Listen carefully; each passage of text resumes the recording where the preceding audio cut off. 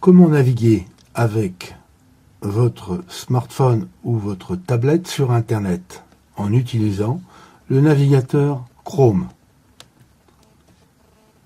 En lançant le navigateur, vous vous retrouvez avec la dernière page ouverte qui a été mémorisée.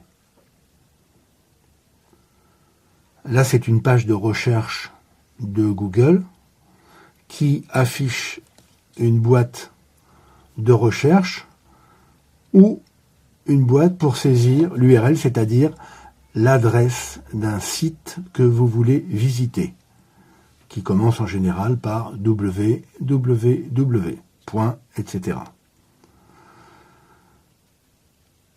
Très souvent, on utilise cette boîte de recherche pour taper directement un motif de recherche, et c'est la boîte d'ailleurs qui figure en haut du navigateur.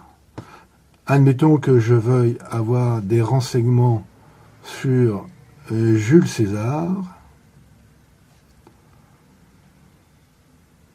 Voilà, c'est ce qu'on me proposait. Jules César, est-ce que je veux l'encyclopédie Wikipédia, Jules César à Arles, Jules César mort?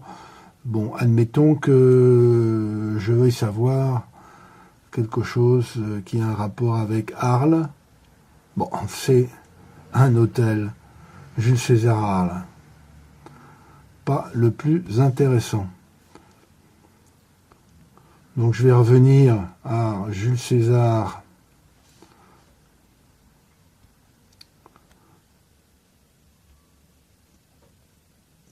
Connaissance encyclopédique Wikipédia, gratuite et une encyclopédie d'assez bonne qualité, que je peux consulter.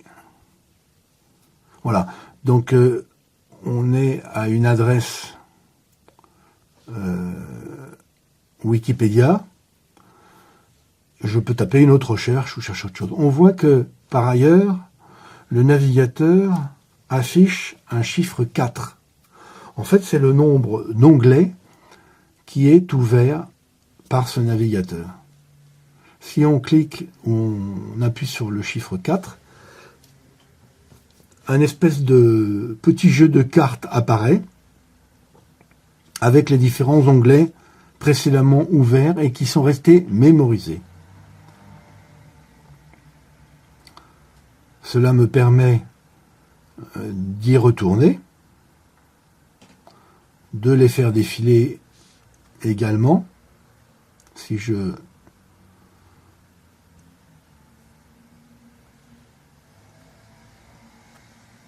ou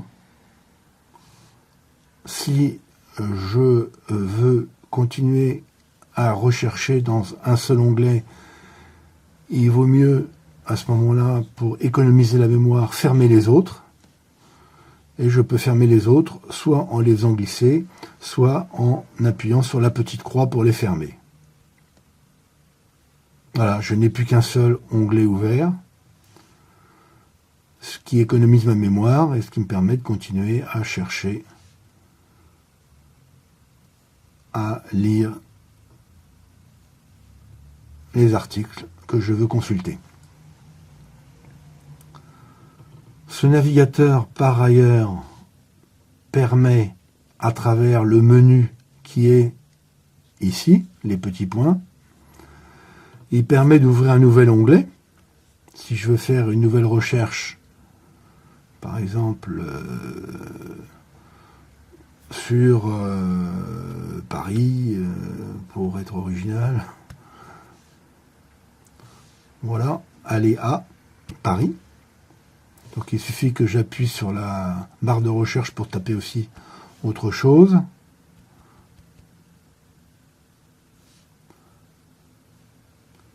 L'été, indien.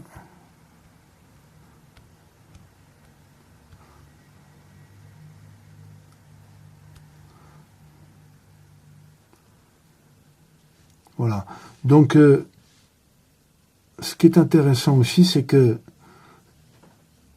dans ce menu, on peut aussi passer en navigation privée, si on veut que Google ne garde pas de traces de notre navigation. On peut décréter que la page qu'on visite est un favori en allumant la petite étoile et on va l'ajouter aux favoris. Et puis on peut aussi regarder l'historique de navigation ou partager la page qu'on recherche. Partager, c'est-à-dire envoyer son adresse à quelqu'un. On tape l'email de la personne à qui on veut envoyer cette adresse et l'adresse sera envoyée sans que vous ayez besoin de la ressaisir.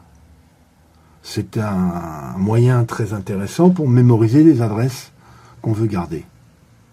Si on a plusieurs adresses, d'ailleurs, on peut se les envoyer à soi-même, ce qui est une façon de mémoriser les adresses qu'on veut retenir.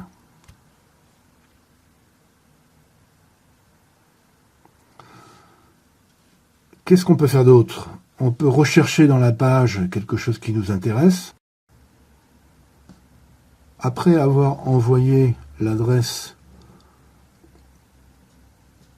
qu'on veut partager avec quelqu'un d'autre ou la mémoriser dans sa messagerie, on peut aussi l'ajouter à l'écran d'accueil, ce qui est intéressant aussi, puisque ça permet de créer un raccourci pour directement ouvrir le navigateur à la page qu'on veut mémoriser.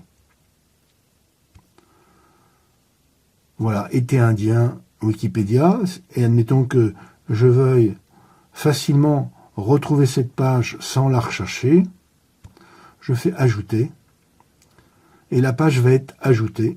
Donc la page a été ajoutée sous forme d'un raccourci. Alors le raccourci peut être ajouté à une page différente de celle dans laquelle on était, ce qui peut quelquefois un peu perturber parce qu'il faut aller rechercher le raccourci qui s'est mis caché dans une autre page. Mais ce raccourci permet donc d'ouvrir directement le navigateur dans la page qui a été mémorisée. Voilà, donc toutes ces choses-là. Les paramètres permettent de régler aussi pas mal de choses. Et voilà, donc c'est un navigateur à la fois pratique, simple, rapide, que je vous conseille.